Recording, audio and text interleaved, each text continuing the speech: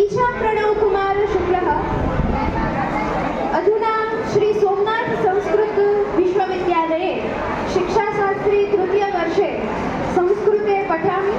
मुख्यविषयः पुराणः इतिहासः वर्तते।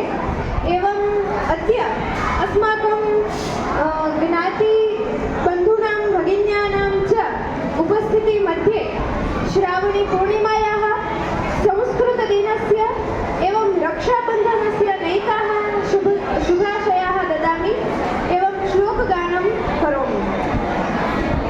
ॐ सच्चिदानन्दरूपाय विश्वोत्पत्त्यादिहेतवे तापत्रयविनाशाय श्रीकृष्णाय वयं नुमः।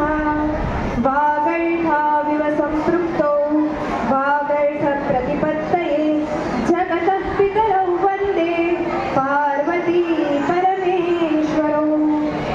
योऽन्तः प्रविश्य मम मार्गमिमां प्रसुप्तां सञ्जीवयत्यखिलशक्तिधरस्वधाम्ना अन्यांश्च हस्तचरणश्रवणत्वगादीन् प्राणान् नमो भगवते पुरुषाय तुभ्यम्।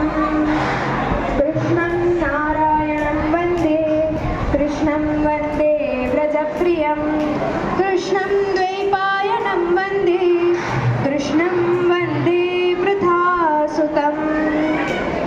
यस्याग्रे द्राटद्राटद्रुटदुटममलं तण्टटण्टं टटण्टं तैलं तैलं तु तैलं खुखुखुखुखुमं खङ्ख खङ्खं खखङ्खं डंसं डंसं डुडंसं डुहिडुहिचकितं भूपकं भूयनालं ध्यायस्ते विप्रग्राहे सवसति सबलः पातु वः चन्द्रचूडः।